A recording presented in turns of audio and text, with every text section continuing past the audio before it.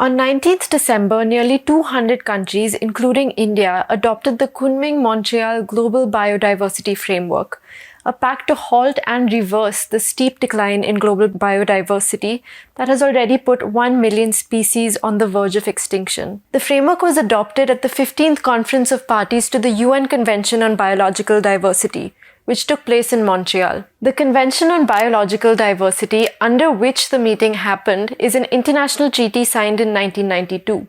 It has three main objectives: to conserve biological diversity, the sustainable use of its components, and the fair and equitable sharing of benefits of genetic resources. The framework, or GBF, is considered a hallmark agreement because of its ambition to live in harmony with nature at a time when humanity is seeing the fastest decline in biodiversity than ever known before. Halting biodiversity loss and restoring degraded ecosystems are considered vital to mitigating the effects of climate change. In the long term, the framework hopes to substantially increase the area of natural ecosystems by 2050, as well as reduce the risk of extinction to species by tenfold during that same time period. So why is the GBF important and what does it include? This video seeks to explain just that. The latest edition of the Global Biodiversity Outlook report by the Intergovernmental Science Policy Platform on Biodiversity and Ecosystem Services pegs the number of species threatened by extinction at 1 million and warned that the current rate of extinction is at least tens to hundreds of times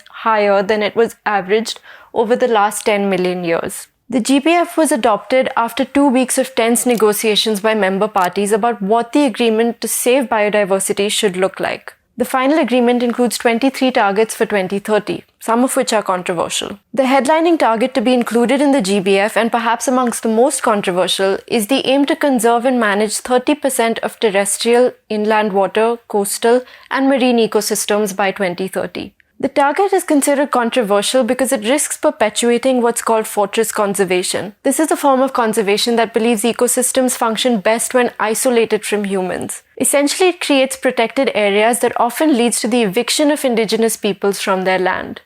If this sounds familiar, it's because parts of India's Wildlife Protection Act are rooted in this form of conservation. The GBF does, however, say that the implementation of all targets should be done ensuring that the rights and knowledge of indigenous people are respected, acknowledged, and preserved.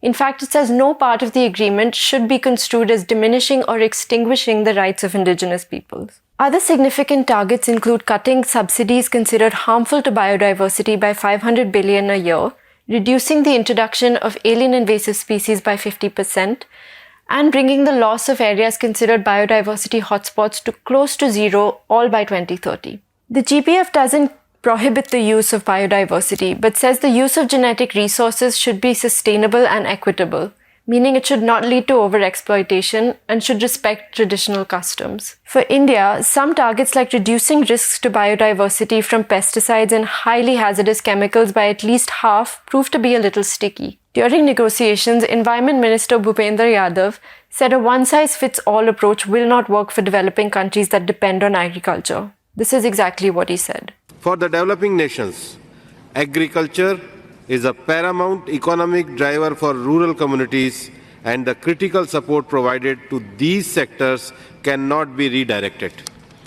When food security is important for developing countries, prescribing numerical targets in pesticide reduction is unnecessary and must be left to countries to decide based on national circumstances, priorities, and capabilities. Negotiations were also made tense over funding for biodiversity. Days before the talks concluded, developing countries, including India, staged a walkout during talks on finance, claiming that rich countries were not willing to commit to a robust package. Developing countries had demanded a new fund dedicated to implementing the framework, but this was opposed by developed countries who argued that funding should continue through existing mechanisms. There is currently a $700 billion gap in biodiversity funding. So far, the Global Environment Facility, which also caters to other conventions like the UN Convention on Climate Change, is the only fund for biodiversity. The agreement opens the door for new funding arrangements in future meetings, but for now sticks with the existing mechanism. At least 4 African countries expressed their disappointment about this up until the very end of talks, before the agreement was finally adopted. The agreement hopes to mobilize at least $200 billion a year by 2030 from all sources, including domestic, international, public, and private forms of finance. But it also urges developed countries and other voluntary parties to ramp up international finance to at least $20 billion per year by 2025 and then $30 billion per year by 2030. While the agreement makes all the right noises, experts say the key lies in implementation. Countries like India will need to reconcile their domestic laws and policies with such international frameworks. Contributions to these targets are voluntary, which means they're not legally binding. But the framework does say that countries should come up with national biodiversity strategies and action plans, which will then be subject to monitoring. Thank you for listening, and do remember to subscribe to The Print for more videos like this one.